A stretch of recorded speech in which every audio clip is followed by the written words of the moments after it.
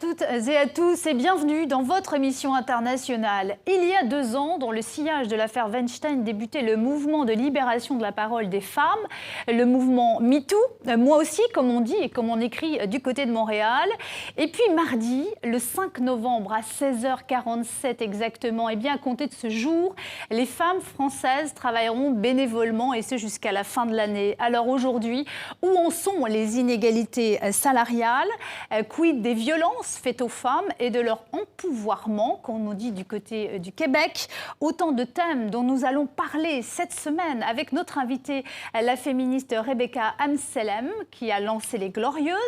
Avant de retrouver Rebecca Amsellem et Marie Charelle du journal Le Monde, qui est notre partenaire et qui est à mes côtés aujourd'hui, coup de projecteur sur cette image d'actualité, image forte d'une femme qui triomphe et qui accède pour la première fois à la mairie de Bogota. C'est notre rubrique instantanée. On se retrouve juste après. Aujourd'hui, le changement a gagné à Bogota.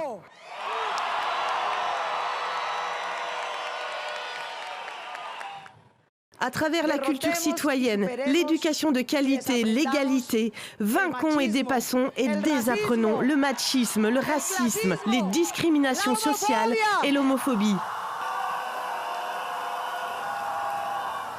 Rebecca Amsellem, bonjour. Merci d'avoir accepté notre invitation. Marie Charelle, merci également d'être à mes côtés aujourd'hui pour cette émission internationale. Rebecca Amsellem, vous êtes féministe, autrice de la newsletter, la lettre d'information, comme on dit en bon français, mais aussi du livre Les Glorieuses. Cette image de Claudia Lopez qui devient maire de Bogota, qu'est-ce qu'elle vous inspire? Ça m'inspire qu'on va dans le bon sens. Et ça me conforte dans l'idée d'être optimiste et de dire que toutes les actions qu'on fait en tant qu'activiste pour l'égalité entre les femmes et les hommes amènent finalement à ce genre d'image et à ce genre d'exclamations de joie un peu partout dans le monde. Alors maintenant, effectivement, c'est une très belle image et on est toutes très contentes.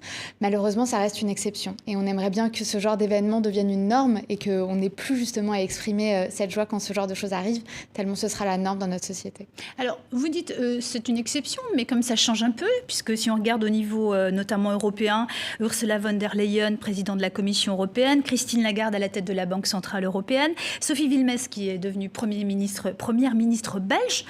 C'est quand même le signe des temps qui changent. Ce sont des modèles en tout cas inspirants pour les femmes. Ce sont des modèles inspirants et effectivement les temps changent. Je pense qu'il n'a jamais été aussi bon d'être une femme dans une société qu'en 2019. Et malheureusement, il y a quand même des inégalités qui persistent. Mais le fait d'avoir ces rôles modèles qui sont inspirants, où c'est du coup ces modèles de femmes qui vont un peu paver la voie, fait dire finalement aux jeunes filles notamment qu'elles peuvent faire absolument tout ce qu'elles veulent dans leur vie et ça c'est extrêmement important pour la génération qui suit. Marie Charelle. Et pourtant quand on écoute Christine Lagarde donc, qui vient de prendre la tête de la BCE, elle nous a dit il y a quelques jours, même à mon niveau c'est toujours la même chose, il y a toujours cette espèce de regard dubitatif et ironique, il faut toujours faire preuve de sa légitimité. Qu'est-ce qu'il faut pour que même une femme qui occupe la tête d'une des institutions les plus puissantes du monde il n'y ait plus toujours ce procès en légitimité. Et pourquoi, d'ailleurs, on se pose toujours la question pour les femmes et pas pour les hommes? Je pense que, alors il n'y a pas de recette miracle. J'aimerais bien vous dire que effectivement, si jamais on suit tel et tel principe, on n'a plus de crise de légitimité, de syndrome de l'imposteur, comme on l'appelle finalement. Et c'est vrai que quand on représente une minorité, alors les femmes ne sont pas une minorité, il faut le préciser, parce qu'on est quand même la majorité de la population, mais en tout cas, on devient une minorité quand on parle des postes de pouvoir. Finalement, on a l'impression que tous les regards sont braqués sur nous. Et c'est un peu le cas finalement. Dès qu'il y a une femme qui est pionnière à un poste, ou alors une personne issue d'une minorité qui accède à un poste pour la première fois, on a l'impression que si on fait une faute, c'est pas seulement nous qui faisons une faute, ou en tout cas c'est pas seulement nous qui allons récolter les ires, mais finalement ça va être toute la catégorie qu'on représente. Et c'est ça qu'il faut changer aussi. Et je pense que c'est de là que vient aussi le problème de légitimité. Ce qu'on peut constater aussi, c'est que dans le cas de Ursula von der Leyen, de Christine Lagarde et de Sophie Wilmès, c'est quand même des places, elles arrivent à ces postes à des moments cruciaux, que ce soit pour l'Union européenne, pour la Banque centrale européenne, ou même pour la première ministre belge. C'est pas forcément, elles vont pas forcément avoir la tâche facile. Vous pensez que c'est un hasard ou c'est peut-être pour ça aussi qu'on les a désignés, parce que la tâche est ardue? Alors, c'est absolument pas un hasard. Il y a un certain nombre d'études qui ont montré que les femmes sont nommées à des postes à responsabilité quand les institutions vont mal. Ça va être, par exemple, Theresa May, qui est première ministre. C'est finalement toutes les femmes que vous venez citer. On a tendance à appeler les femmes quand finalement il y a plus quand la maison brûle, quand la maison brûle, et puis quand il y a plus d'hommes qui veulent prendre les choses en main. Et ce qui est intéressant, et c'est ce qu'on voit arriver, c'est qu'une fois que ça va mieux, là tout d'un coup on assiste à un espèce de retour en arrière où finalement ça va être de nouveau un homme qui va reprendre le poste là où finalement la femme a été pionnière là-dedans. Mais effectivement c'est un peu le principe de on appelle les femmes quand ça va pas, et puis quand ça va mieux on les dégage doucement. Rebecca Amsalem, Marie Charette, j'aurais voulu qu'on regarde une autre image. Elle nous vient d'Afrique, elle vient du Rwanda, où là le Parlement est majoritairement composé de femmes. C'est incroyable, le Rwanda, ce petit pays, l'un des plus petits pays d'Afrique, qui sort 25 ans après un des plus terribles génocides, avec un terrible génocide et l'une des histoires les plus tristes de l'histoire contemporaine. C'est ce petit pays qui montre la voie. Alors, en matière d'égalité salariale, en tout cas, oui, c'est un des pays où les inégalités salariales entre les femmes et les hommes sont les plus faibles. Et en fait, ça ne vient pas de nulle part. Depuis 1994, depuis le génocide, effectivement, il y a eu Tutsis, oui. Voilà, et il y a eu une entrée massive des femmes dans le monde du travail. Et en fait, il y avait deux possibilités, je pense, à ce moment-là. Soit pas de politique publique, pas de politique gouvernementale qui accompagnait cette entrée massive des femmes sur le marché du travail, ou alors, et c'est ce qui a été choisi par le gouvernement de l'époque, un accompagnement de cette entrée des femmes dans le monde du travail. Et donc du coup, le gouvernement a veillé à ce que les femmes soient autant payées que les hommes quand elles sont entrées massivement sur le marché du travail. Et en fait, la question de l'égalité salariale ne s'est même pas posée à ce moment-là. C'était absolument normal, d'un point de vue moral, dans la société, que les femmes soient payées autant que les hommes. Et ça a été accompagné par tout un programme d'éducation, notamment auprès des jeunes filles, pour leur dire qu'elles peuvent absolument faire ce qu'elles veulent dans la vie. Et en fait, ces deux éléments, ces deux politiques publiques combinées, fait qu'aujourd'hui, on n'est pas encore à l'égalité, parce que les femmes gagnent 86 cents pour $1 que les hommes gagnent, mais en tout cas, c'est un des pays au monde où les inégalités sont les plus faibles. Ça veut dire qu'il faut une volonté forte. Ça veut dire que, par exemple, la parité, dont on a souvent débattu, notamment en France, au niveau politique, c'était finalement, on va dire, un mal nécessaire, un passage obligé. Il faut une politique volontariste pour que les femmes arrivent au pouvoir, pour l'empouvoirment, comme on dit en bon français, des femmes. Je pense que sans politique publique, on n'avance pas, tout simplement. Je pense qu'à un moment donné, il faut faire un choix de société. Soit on fait le choix de l'égalité, et ça va avec un certain nombre de sacrifices économiques, parce que ça demande des politiques publiques qui coûtent de l'argent.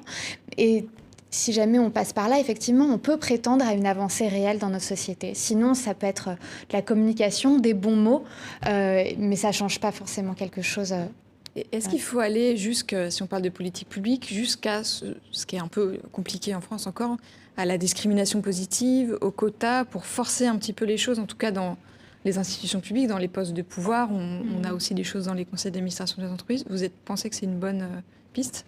Je pense que toutes les autres pistes ont été explorées, et elles n'ont rien donné, et celle-ci a été mise en place notamment dans les conseils d'administration depuis quelques années. Le principe de parité et de quotas du coup a été introduit en politique depuis quelques années. Force est de constater que ça marche. On n'y est pas encore, les femmes n'ont pas encore n'accèdent pas en tout cas aussi facilement que les hommes aux postes à responsabilité, mais je pense que c'est une première étape. Je pense que ça, par contre, la question des quotas et la question de la discrimination positive doit être couplée avec un certain nombre de politiques publiques, notamment au niveau de l'éducation, pour pouvoir faire avancer cette cause-là. En gros, les quotas et uniquement des quotas, ça ne fonctionne pas. Il faut que ça fasse partie d'un tout qui soit cohérent. Alors, le saviez-vous, le mot féminisme a été inventé par le philosophe français Charles Fournier. C'était au XVIIIe siècle et déjà le philosophe français préconisait l'émancipation des femmes pour une société harmonieuse et heureuse. Alors, quelques siècles plus tard, bien sûr, les choses ont avancé, mais il reste beaucoup à faire. C'est le sujet du Focus cette semaine. Il est signé Florent Krebseg et Séverine André.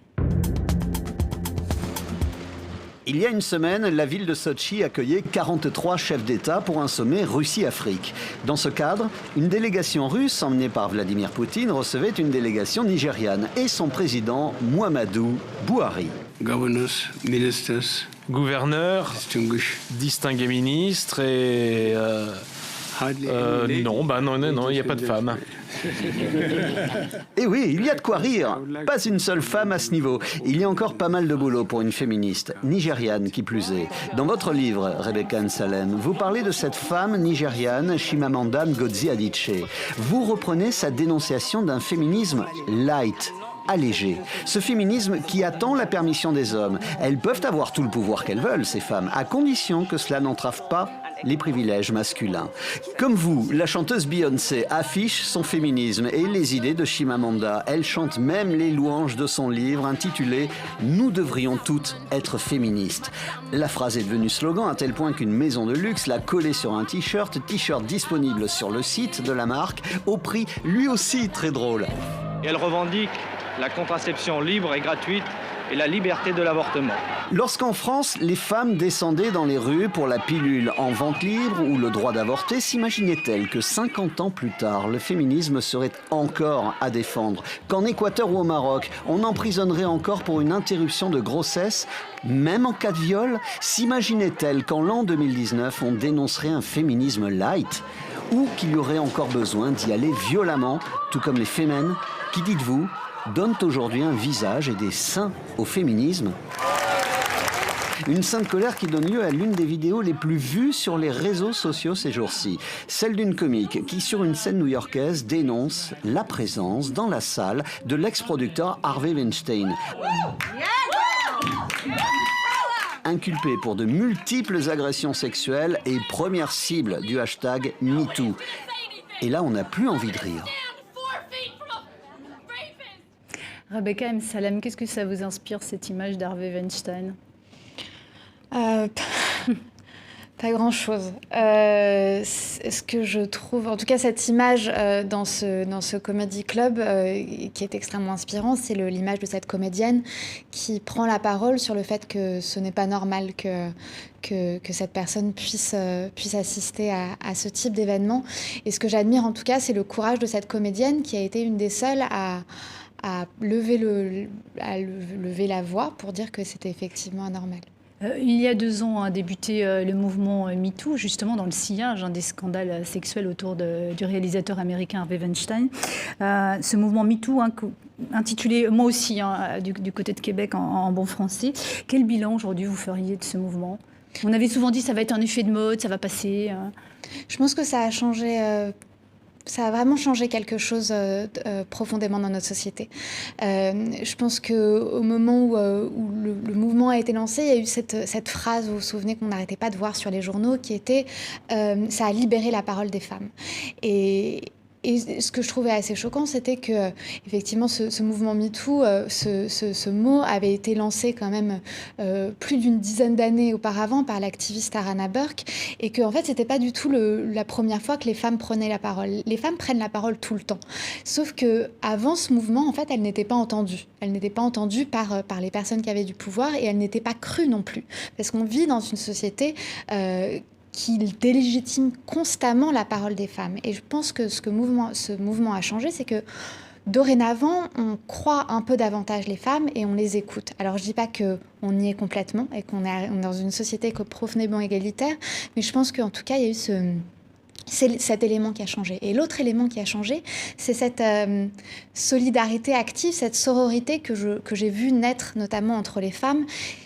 Les femmes, du coup, tout d'un coup, elles se sont rendues compte qu'elles n'étaient pas les seules à avoir vécu ces choses-là. Je connais honnêtement pas une femme qui n'a pas été victime d'une agression ou d'une tentative d'agression de la part d'un homme. Et je pense que depuis ce mouvement, finalement, je vois cette solidarité naître et être légitimée dans notre société. Justement, sororité, en fait, c'est le pendant féminin de la fraternité. Voilà. C'est un mot qui est important pour vous. Ouais. Et c'est un mot qui est d'autant plus important. C'est être sœur, que... là où on dit fraternité, être frère. Sororité, c'est être sœur, être bienveillante l'une envers l'autre. De se soutenir entre les femmes. Et effectivement, il y a d'un côté, le mot fraternité qui est quand même gravé, littéralement gravé sur tous les frontons de nos institutions publiques. En France, oui, absolument. Et donc, du coup, le mot fraternité signifie la bienveillance, en tout cas l'entraide entre les hommes. C'est vraiment la définition de base. Et le mot sororité a été complètement effacé. D'ailleurs, je ne sais pas si vous voulez faire un test, mais si jamais vous l'écrivez dans un logiciel, il est souligné en rouge comme si c'était un mot qui n'existait pas encore aujourd'hui. C'est comme si on avait voulu effacer de notre société l'entraide entre les femmes. Et effectivement, là où je trouve que c'est intéressant, c'est qu'on vit aujourd'hui dans une société patriarcale, donc une société qui a été faite par et pour les hommes, dont le système, du coup, privilégie les hommes. Et c'est un système qui repose aussi sur le fait que les femmes ne devraient pas s'entraider entre elles. Et si jamais on pousse cette sororité, c'est vraiment ce que j'essaye de faire avec la newsletter des Glorieuses, la lettre d'information des Glorieuses, si jamais on pousse cette sororité, on peut accomplir de très grandes choses en tant que femme. Est-ce que vous craignez une forme de retour en arrière ou de contre-coup quand on voit ce qui se passe dans certains Américains et certains États américains où il y a tentative de revenir sur la liberté d'avorter, tout ce mouvement misogyne qui revient, même avec certains leaders qui l'expriment assez clairement. Et qu'est-ce qu'on peut faire pour éviter ce contre-coup, ce backlash, comme on dit en anglais, quoi. Ce qui est très intéressant, c'est que les États-Unis, c'est un pays absolument fascinant pour ça. C'est vrai que d'un point de vue intellectuel, c'est quand même un pays où on voit les plus grandes avancées intellectuelles sur les questions de genre, les questions de féminisme. Et en même temps, il y a un retour en arrière qui est flagrant dans nombre d'États américains. C'est ce qu'on appelle le backlash, comme vous l'avez dit, le retour de bâton, qui est un concept qui a été théorisé par l'intellectuelle américaine dans les années 70, Suzanne Faludi, et en fait qui dit qu'effectivement à chaque fois qu'il y a une toute petite avancée pour les droits des femmes à un endroit dans le monde, finalement elles se prennent un retour de bâton. Ça veut dire quoi ? Ça veut dire que une catégorie des hommes a l'impression que les avancées des droits des femmes signifient un recul pour les droits des hommes. C'est un peu le cas. C'est pas un recul pour les droits des hommes, par contre, je vais reformuler ça du tout, mais en tout cas, ça remet en cause un certain nombre de privilèges qu'effectivement les hommes ont dans notre société. Nous, ce qu'on veut, c'est pas du tout qu'il y ait un recul des droits des hommes dans le monde, pas du tout, mais qu'effectivement, il y ait autant de privilèges pour les femmes que pour les hommes dans notre société, et ça, on n'y est pas. Et ça implique du coup le fait qu'on vit un retour de bâton. Donc ce retour de bâton, c'est une montée des populismes, une montée des idées qui veulent remettre en cause le droit à l'avortement, les droits des femmes à être égales aux hommes.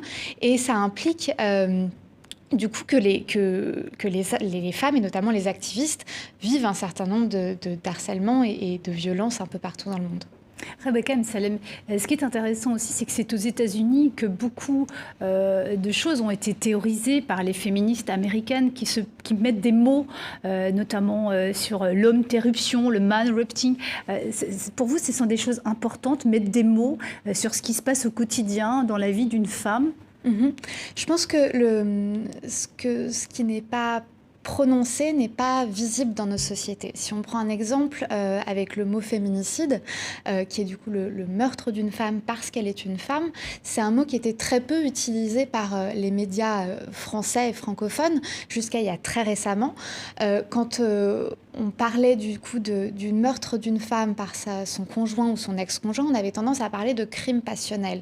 On avait tendance à glamouriser, pour utiliser ce mot, le meurtre de cette femme. Et en fait, ça impliquait le fait qu'on légitimait pas le fait qu'il y a un problème dans notre société, qui est que les conjoints et les ex-conjoints sont extrêmement violents avec leurs conjointes et vont même jusqu'à les tuer. Et justement, on est en train de voir justement sur les images qui défilent derrière nous, les actions des Femen, dont on va parler un petit peu plus tard. Et le fait du coup de nommer ça, donc les féminicides, par exemple, les homme-interruptions ou encore les m'explications. Les m'explications, c'est par exemple quand un homme va vous expliquer quelque chose qui vous touche directement en tant que femme et qui va prétendre en savoir davantage. Ça va être un homme qui va vous dire non mais tu peux pas avoir autant mal pendant tes règles, ça fait pas si mal que ça, quoi. Et en fait ça existe beaucoup dans notre société. Mais pourquoi ? Parce qu'on vit dans un système où les définitions ne sont pas faites majoritairement par les femmes. Et le fait de nommer ces choses-là, ça les rend visibles et ça les légitime dans notre combat. Rebecca Salem, j'aimerais qu'on regarde ensemble justement cet extrait d'une action des Femmes. Elles appelaient à la mobilisation générale contre les féminicides. C'était à Paris il y a quelques semaines. On regarde et on écoute justement l'une de ces Femmes et on se retrouve juste après. Les féminicides ne sont pas une fatalité, mais bien un fléau que l'on peut endiguer. Le Haut Conseil à l'égalité a estimé le coût pour venir à bout de cette hécatombe en France. Entre 506 millions et 1,1 milliard d'euros. Nos vies sont inestimables. Nous ne voulons plus être plus écoutées, mortes, que vivantes. Stop féminicide, pas une de plus. Stop féminicide! Stop féminicide! Stop féminicide! Stop féminicide! Rebecca Salem, les Femmes, elles sont souvent critiquées, vilipendées pour leurs actions coup de poing. Selon vous, cette façon de provoquer l'opinion publique, c'est porteur, c'est important? Je pense que si elles n'avaient pas provoqué l'opinion publique de la manière dont elles ont fait, on n'en serait pas là, je pense, d'un point de vue du féminisme en France. Je pense que ça a permis d'alerter, de mettre en lumière un certain nombre d'éléments fondamentaux sur la question du féminisme. Et en ça, je les soutiens complètement. On peut comprendre qu'elles dérangent parfois. Est-ce que finalement, vous pouvez considérer que c'est parfois contre-productif de déranger au point d'agacer finalement les gens qui peuvent être témoins ou qui sont censés être sensibilisés justement à ces questions de féminicide? Je pense que notre rôle en tant qu'activiste, c'est de déranger un peu la société. Nous, ce qu'on veut, c'est d'amener la société vers une société un tout petit peu plus égalitaire. Ça implique le fait de déranger, non pas d'un point de vue négatif, mais en tout cas de pousser à la réflexion sur quelque chose qu'on pensait normal, et c'est ce que je fais dans la newsletter des Glorieuses toutes les semaines, c'est que je vais parler d'un sujet a priori anodin et je vais dire regardez, en fait, ce sujet-là, on peut le regarder avec le prisme du féminisme et de manière, du coup, un peu différente que ce qu'on a pu penser jusqu'à présent. Et effectivement, ça dérange. Et c'est normal. Et l'idée, c'est pas de dire, par contre, aux personnes quoi penser, comment penser, mais de donner d'autres outils qui peuvent leur permettre de faire évoluer leur point de vue. Est-ce que vous trouvez que la représentation de ces mouvements, on parle des Femmes, en tout cas plus généralement des questions liées au féminisme, évolue dans les médias, que ça change ou qu'on a encore des idées reçues, des clichés qui restent assez ancrés depuis MeToo? Il y a pas mal de choses qui ont changé, mais est-ce que ça va assez loin? Je pense que ça change. Je pense que effectivement le traitement des activistes féministes n'est pas le même aujourd'hui qu'il était il y a 10 ans. Déjà, je pense qu'aujourd'hui, on en parle alors qu'il y a 10 ans, on n'en parlait pas. Mais je pense qu'il y a encore du progrès à faire. Si on parle même de la manière dont les activistes, les Femmes ont été présentées dans le reportage juste précédemment, c'était indiqué, alors je pense que j'ai pas la bonne citation, mais c'était marqué qu'elles ont mis un visage sur des seins, quelque chose comme ça. C'est assez étrange de réduire l'action des Femmes sur les seins. Les seins, c'est un moyen, c'était pas un but. C'est pas réduire, c'est que comme elles sont seins nus, c'est vrai qu'effectivement, c'est quelque chose qui se voit et qui n'est pas habituel et qui n'est pas commun dans la société. Alors, absolument. Dans les sociétés occidentales. C'est un choix aussi, l'idée de se mettre seins nus. L'idée, c'était aussi de capter l'attention des médias là où elle l'avait pas avant, et ça a fonctionné. Mais l'objectif, c'est de transmettre un message. Là, par exemple, dans la vidéo qui a été montrée précédemment, l'idée, c'était de dire qu'il faut un budget entre 600 millions et 1,1 milliard si jamais on veut endiguer considérablement les violences faites aux femmes en France. C'est ça le message qu'il faut qu'on retienne. Justement, Rebecca Salem, comment les endiguer? Comment arrêter ces violences faites aux femmes lorsque l'on sait que généralement les coups, les violences ou parfois même la mort est donnée par les proches, par le compagnon, par le conjoint, par le partenaire sexuel ou un ancien partenaire sexuel, par en tout cas quelqu'un qui est proche Comment résoudre, comment régler cette question? Je pense que dans un premier temps, il faut protéger je pense qu'il faut protéger les femmes, il faut protéger les victimes de violences. Et pour ça, il faut vraiment augmenter considérablement le nombre de places dans les centres d'hébergement, rendre ces centres d'hébergement non mixtes pour qu'ils soient réservés aux femmes. Il faut les sauver. Aujourd'hui, il n'y a pas suffisamment de moyens qui est mis en place par le gouvernement français pour protéger considérablement les victimes de violences. Et c'est pour ça que seulement sur l'année 2019, alors que l'année n'est même pas terminée, on en est à 125 féminicides. Les recommandations aujourd'hui dans le Grenelle, pour vous, elles ne sont pas suffisantes? Alors, je n'ai pas lu toutes les propositions qui ont été faites, mais il y a un certain nombre de propositions qui sont suffisantes. Le fait, par exemple, d'augmenter le nombre de places dans les centres d'hébergement, c'est suffisant. Et ça, je trouve ça très intéressant. Et après, il y a un certain nombre de points qu'il faut mettre en place, et ça fait partie d'ailleurs des propositions du Grenelle, c'est de dire par exemple qu'il faut un accompagnement, une éducation au consentement et à la fin de la violence. Un homme qui a été violent envers sa conjointe, son ex-conjointe, n'est pas un homme qui sera peut-être violent toute sa vie envers sa conjointe ou son ex-conjointe. Il peut y avoir un accompagnement pour sortir ces hommes de cette violence et de ce qu'on appelle la masculinité toxique. Parce que quand on parle de violences faites aux femmes, on a tendance à oublier qu'on parle de violences faites aux femmes et commises par les hommes. Il faut appeler finalement un chat, mais ça ne veut pas dire que tous les hommes sont violents, loin de là, mais ça veut dire qu'il existe aujourd'hui dans notre société une masculinité toxique qui fait que les hommes se sentent obligés d'être violents. Et par ailleurs, il n'y a pas d'éducation à l'école à la notion de consentement.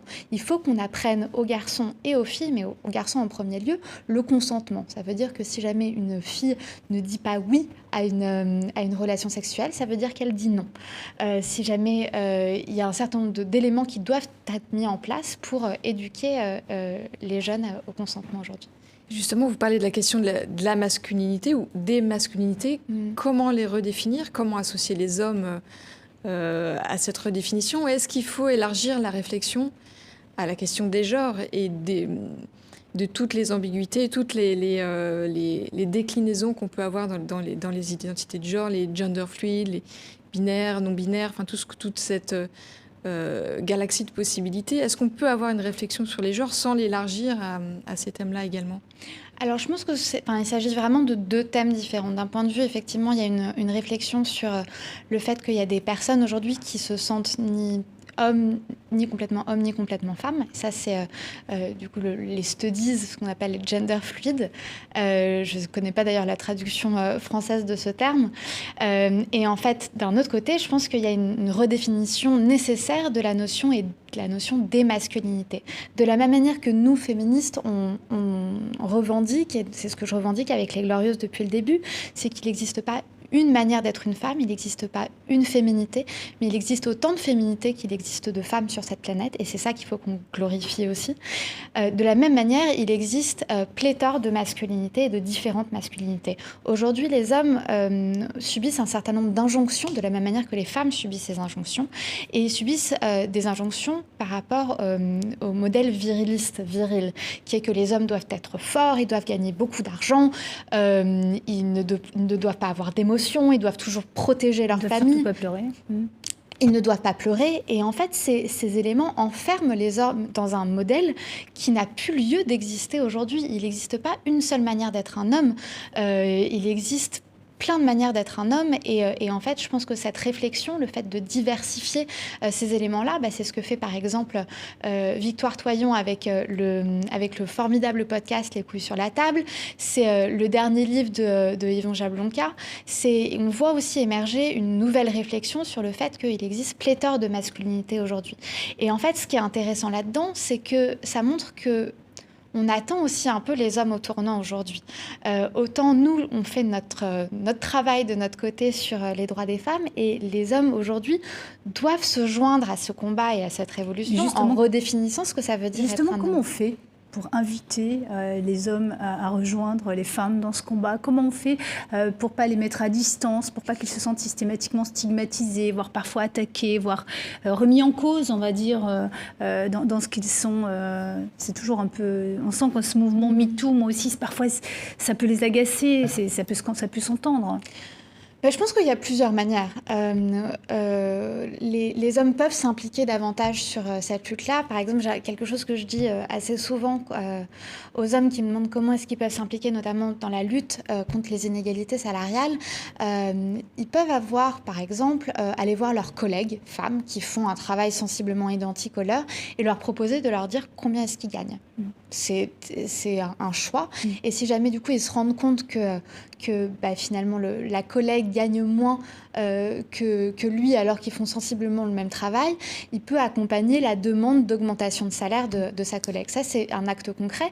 Mais finalement, j'ai tendance à dire aux hommes qui veulent rejoindre les femmes dans le combat féministe, c'est que nous, on a besoin des hommes qui, aujourd'hui, éradiquent cette masculinité toxique qui tue les femmes et qui les violente. En fait, les hommes doivent faire un travail de leur côté pour redéfinir la notion de masculinité. Et je pense que c'est ça qui est le plus important et le plus urgent aujourd'hui. Et justement, à ce sujet, on va regarder ensemble une image et je vous promets, elle va vous faire sursauter. La médaille d'or, la flamme, Marianne, réunie pour la première fois de l'histoire derrière une même identité olympique et paralympique. Je suis l'emblème de Paris 2024. Voilà, c'est le logo des Jeux Olympiques. Il a donné lieu à une pétition que vous avez lancée parce que vous la trouvez hyper sexualisée. C'est vrai, et en fait, j'ai écrit la newsletter en commençant que en fait, ce logo est fondamentalement moche, mais c'est pas le sujet. C'est une question de goût. Et en fait, effectivement, je voulais mettre en lumière le fait que ce logo a pour objectif de rappeler une certaine nostalgie, un passé, le Paris des années 20, comme ça a été dit par ses créateurs. Et ce que je voulais mettre en avant, c'était que c'était sexiste pour les femmes parce que ça avait tendance à objectifier les femmes, et notamment c'est la petite bouche. Je ne sais pas si on peut remettre le logo, mais c'est cette petite bouche et c'est cette coiffure qui fait que on a l'impression que c'est une jeune femme de cabaret des années 20 qui est censée représenter finalement Marianne, qui est quand même notre symbole national. Et en fait, ce que je trouvais intéressant, et c'est pour ça que finalement ça m'a poussée à proposer un changement de logo, c'est que déjà la communauté internationale était d'accord sur ce sujet, sur le fait que c'était quand même scandaleux qu'on représente Marianne de cette manière-là et que ça représente une femme de cette manière-là. Mais surtout que l'objectivation des femmes et le fait de les montrer en tant qu'objets sexualisés a des effets désastreux sur les femmes. Et si jamais on voit ce logo pendant les 5 prochaines années dans l'espace public, ça a des effets désastreux, notamment sur les adolescentes. Vous pensez que vous avez une chance de gagner face au comité d'organisation Paris 2024 Vous pensez qu'ils peuvent changer de logo? Je pense, alors techniquement, j'ai regardé, c'était possible, ils peuvent changer de logo. Ça a été le cas, par exemple, avec les Jeux Olympiques de Tokyo. Parce que, alors ça, pour le coup, c'était un peu différent, mais c'était une affaire de plagiat. Donc, c'est pas exactement la même chose. Donc, techniquement, c'est possible qu'ils changent d'avis. Et j'espère qu'ils vont entendre, alors si c'est pas ma pétition, les articles dans des journaux un peu partout dans le monde qui sont d'accord avec le fait que c'est un peu gênant d'avoir à la fois ce côté nostalgique et ce côté sexualisé, genre d'une femme dans les Jeux Olympiques. L'appel est lancé, en tout cas. Marie-Charelle. Et ça soulève la question, comme vous le disiez, de l'hypersexualisation de l'image de la femme qui est aujourd'hui partout, dans toutes les publicités, dans la musique, la mode, la musique. Là aussi, est-ce qu'il faut une action des pouvoirs publics de dire, je sais pas, réguler la question? Est-ce qu'il faut attendre que les acteurs eux-mêmes fassent signe de bonne volonté et changent? Mais on voit que c'est très très lent. Et puis la mode, on a régulièrement des déclarations, on va prendre des mannequins moins, et puis en fait les choses changent très lentement. Qu'est-ce qui peut faire que ça bouge un peu plus vite, là aussi? Vous pensez que c'est le client, par exemple, puisque là, on est quand même en train... C'est des produits qui se vendent. Vous pensez qu'il faut que ce soit les personnes à qui l'on vend qui influent pour amener les créateurs à changer, ou est-ce qu'il faut qu'il y ait une décision effectivement politique? Il faut que ce soit le politique qui s'en mêle. Je pense que c'est un peu tous les acteurs qui doivent s'en mêler, et je pense que les consommateurs et les consommatrices s'en mêlent déjà. Ils font part de leur mécontentement, notamment sur les réseaux sociaux, quand finalement une marque ne respecte pas un un principe en tout cas qu'on met en avant dans notre société et que ces personnes mettent en avant dans leur combat plus personnel. Donc je pense que les consommateurs et les consommatrices ont un réel pouvoir de changement et je pense qu'elles le mettent en œuvre sur les réseaux sociaux. Mais je pense que les pouvoirs publics doivent suivre aussi. Par exemple, la ville de Paris a fait passer une mesure qui dit qu'on ne peut plus y avoir de publicité sexiste dans l'espace public. Et ça, je pense que ça passe par ce type aussi de mesures si on veut vraiment endiguer le fait qu'il existe pléthore d'images objectivées, sexualisées des femmes dans l'espace public. Donc je pense que c'est à la fois les consommatrices et les consommateurs, les pouvoirs publics et puis les entreprises aussi. Les entreprises aujourd'hui sont responsables de ce type de choses. Elles ne peuvent plus montrer une femme d'un point de vue objectifié. Dans votre livre, vous écrivez on ne naît pas féministe, on le devient. Vous racontez que vous êtes devenue comme si c'était par conversion. Vous êtes convertie au féminisme. C'est facile à vivre, la vie d'une féministe, d'une jeune féministe. Ça dépend des jours. La plupart des jours, c'est facile à vivre. Et c'est ça que je trouve absolument passionnant dans mon travail. C'est que j'ai l'impression de contribuer, alors de manière complètement infime, mais au fait qu'on avance un peu dans nos réflexions et on tend vers une société un petit peu plus égalitaire. Et il y a énormément de moments de joie, de moments où on se dit qu'on a réussi à faire changer un peu les choses. Et après, effectivement, c'est pas facile. Mais vous meniez un doctorat, vous avez réalisé une thèse sur la culture des musées, alors une thèse en tout cas en économie de la culture. Comment s'est passée cette conversion au féminisme? Qu'est-ce qui a changé comme ça dans votre vie pour que vous deveniez féministe et finalement abandonniez vos études? Alors, je n'ai pas abandonné mes études parce que j'ai passé mon Vous continuez d'enseigner à la Sorbonne. Et alors, j'enseigne plus aujourd'hui, je suis docteur en économie. Mais ce que je raconte dans mon livre, c'est que comme nombre de femmes, on vit des micro-événements au quotidien, des anecdotes, et on a l'impression que c'est insignifiant, on a l'impression qu'on est la seule personne à l'avoir vécu. Ça va être des regards étranges dans l'espace public, ça va être un certain nombre d'éléments. Finalement, on se rend compte qu'il y a que les femmes qui les vivent, et j'imagine que vous aussi, vous les avez vécues.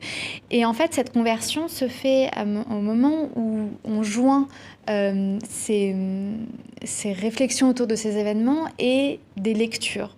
Donc ça va être un certain nombre de lectures que j'ai faites, que ce soit dans des médias, ça va être d'autres œuvres littéraires, philosophiques, économiques, sociologiques, où il va y avoir cette jonction.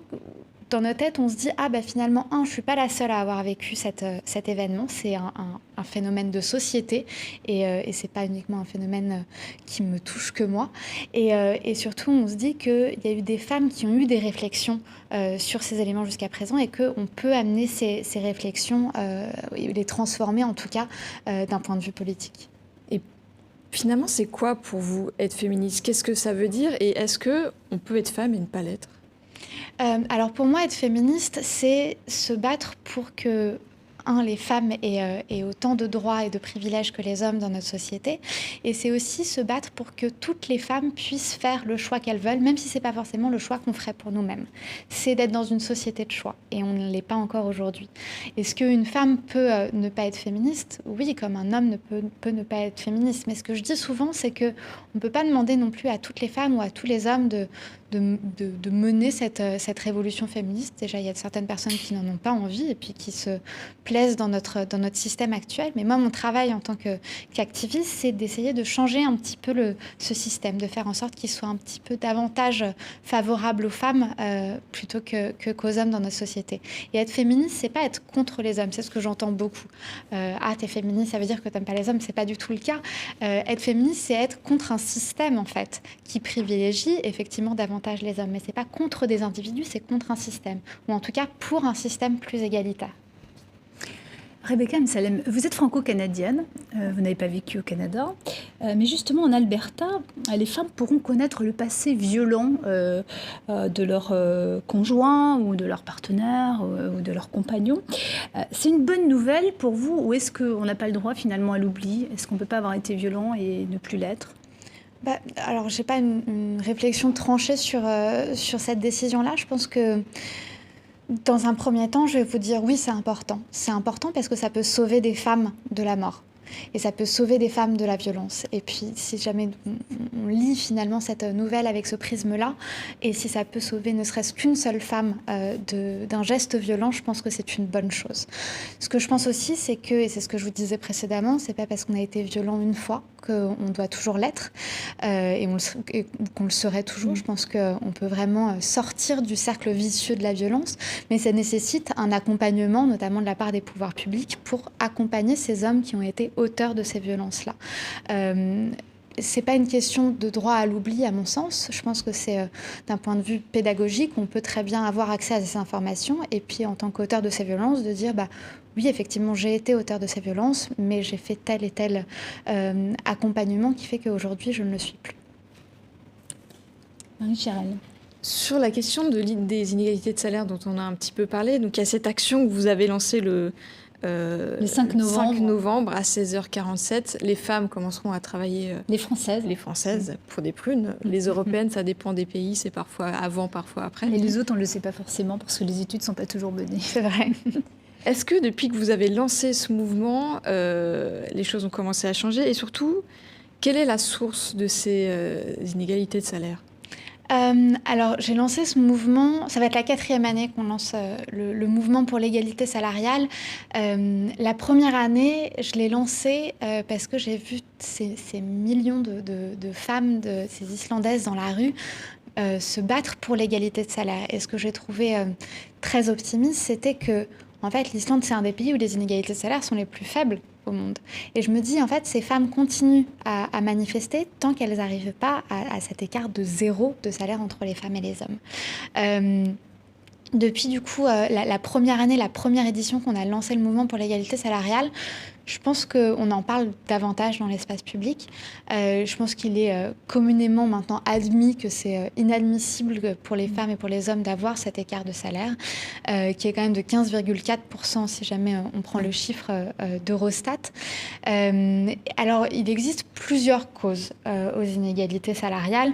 On a tendance à croire que les inégalités de salaire existent parce que les femmes sont entrées tardivement sur le marché du travail dans les années 60-70. C'est faux. Les femmes de toutes les classes sociales, et notamment des classes sociales plus populaires, ont toujours travaillé, mais elles ont toujours été moins payées que les hommes sur le marché du travail. L'autre élément, c'est que les femmes font davantage de travail dit invisible. C'est ce qu'on appelle le travail, les tâches ménagères, le travail domestique. Les femmes font en général 2 voire 3 fois plus d'heures consacrées au fait de s'occuper d'un proche ou alors de se consacrer aux tâches ménagères. Et ça, c'est un travail qui n'est pas rémunéré dans notre société. Je pense que c'est un vrai choix de société qui est de dire que les femmes ne sont pas rémunérées pour un certain nombre de travaux qu'elles font, et quand elles font le même travail qu'un homme, elles sont encore moins bien payées que les hommes. La transparence des salaires, pour vous, c'est l'une des premières choses à faire parmi la liste des méthodes que vous pouvez préconiser? Oui, alors ça fait 3 ans qu'on n'est pas très innovante, parce que ça fait 3 ans qu'on a les mêmes propositions de mesures en termes de politique publique. La transparence, c'est l'une d'entre elles. Il y a des études qui ont montré que quand les personnes ont accès en fait, c'est assez simple à comprendre, mais quand les personnes ont accès à la grille de salaire dans une entreprise, elles se rendent compte où est-ce qu'elles sont, où est-ce qu'elles se situent dans cette entreprise, et donc elles ont tendance à faire davantage de demander davantage d'augmentation de salaire. Et puis elles ont les preuves aussi qui montrent qu'elles sont moins payées que les hommes. La transparence des salaires, je dis pas que c'est ma mesure préférée parce que les 3 mesures qu'on propose sont tout aussi indispensables, mais en tout cas c'est une mesure qui coûte littéralement 0 €, quoi. Ça coûte rien du tout le fait de rendre ces salaires qui est disponible. La Norvège le fait depuis 1800. Depuis plus de 2 siècles, et c'est un des pays où il y a le moins d'inégalités salariales dans le monde. Mais derrière cette question, il y a beaucoup d'autres problèmes complexes sociétaux. Il y a évidemment la question de la maternité qui fait que les femmes ont des interruptions de carrière. Il y a la question de la prise en charge de la petite enfance qui fait qu'il y a beaucoup plus de femmes à temps partiel. Par quel bout il faut prendre le problème? En plus, la situation peut être très différente selon les États où il n'y a pas forcément le même taux d'emploi. Quel est le chantier prioritaire si on élargit la réflexion à ces dimensions plus sociétales? Alors, en ce qui concerne la question de la maternité, il y a 2 éléments effectivement qui contribuent très fortement à l'écart de salaire entre les femmes et les hommes, au fait que les femmes prennent davantage un temps partiel ou le fait déjà qu'elles partent en congé maternité. Il faut dans un premier temps un congé maternité qui soit fort. Il faut que les femmes, et un peu partout dans le monde, soient rassurées sur le fait que si jamais elles ont un enfant, elles peuvent partir en congé maternité dans un temps qui est le plus adapté possible en tout cas. Et l'autre élément, c'est le congé paternité. Il faut davantage en parler. Une des 3 mesures qu'on propose, c'est le fait de faire un congé paternité qui soit équivalent au congé maternité post-accouchement. Ça implique déjà le fait que les femmes et les hommes soient, juste d'un point de vue moral, qui passent autant de temps avec leur bébé une fois qu'il est né. Et c'est juste d'un point de vue moral, on a quand même envie de vivre dans une société qui met au même niveau finalement ce besoin d'être avec son nouveau-né. Et puis, d'un point de vue plus pragmatique, économique, ça permet aussi au fait que les employeurs ne vont pas se dire « Ah ben là, je vais employer davantage un homme parce que si j'emploie un homme, ça va me coûter moins cher et en tout cas je ne vais pas avoir le risque que cette personne tombe enceinte et du coup qu'elle parte en congé maternité. Si jamais les 2 personnes, les 2 sexes sont équivalents là-dessus, il n'y aura plus cette réflexion de la part de l'employeur. Il y a un sujet dont on parle beaucoup en France ces derniers temps, c'est la question du voile. Le Sénat justement a voté une loi, le Sénat français qui interdit aux femmes qui accompagnent les enfants en sortie scolaire de porter le voile. Alors cette loi, elle n'a aucune chance a priori d'être entérinée par l'Assemblée nationale. Et cette image du voile, on va dire que comme dans un étrange paradoxe, il y a aussi celle de ces femmes en Iran, de certaines femmes en Iran qui tentent de l'enlever. Quelle est votre position, vous, sur cette question du voile ? Je pense qu'être féministe, c'est à la fois se battre pour que les femmes en Iran qui veulent retirer leur voile puissent l'enlever, et à la fois se battre pour que les femmes en France, par exemple, qui veulent mettre le voile, puissent le mettre. C'est ce que je disais tout à l'heure, c'est la question du féminisme pro-choix. On se bat pour que les femmes puissent se vêtir de la manière dont elles veulent. Vous vous rendez compte à quel point un objet vestimentaire est à tel point le débat au centre des débats sociétaux. Ce qui est incroyable, c'est qu'on a tendance également à écarter complètement la question de que ressentent ces femmes qui portent le voile. Et si jamais je peux mettre l'emphase sur un point, on a tendance à parler des femmes voilées dans les médias, notamment francophones, ce qui place d'emblée les femmes dans une position victimaire. Voilée, ça veut dire que c'est au passif, alors que c'est des femmes qui portent le voile, qui ont fait le choix de porter ce voile. Quand elles sont dans des milieux où les hommes dominent, où les hommes sont très présents, où les hommes décident pour elles, vous pensez qu'elles ont toujours le choix ? Je pense que notre but, c'est vraiment de se battre pour que ces femmes ne soient déjà plus invisibilisées dans nos sociétés. Et typiquement, que vous puissiez poser cette question à une femme qui a décidé de porter le voile, je ne peux pas répondre à leur place. Je ne suis pas dans leur tête. Mais ces questions-là, derrière évidemment l'importance du choix personnel, il y a aussi celle des valeurs qui ont fondé notre pays, dont la laïcité, qui est une forme d'universalité, de vivre ensemble, de dire, on renonce tous à nos signes religieux quand on est dans l'espace commun, si on schématise très très vite. Il y a aussi cette question-là, donc comment combiner les deux, respecter le choix individuel, mais en même temps respecter ce pilier de notre République. Du coup, si on parle pour la France, je pense qu'il y a effectivement un vrai attrait pour la laïcité, du coup, un modèle d'intégration qui s'est construit par opposition au modèle anglo-saxon.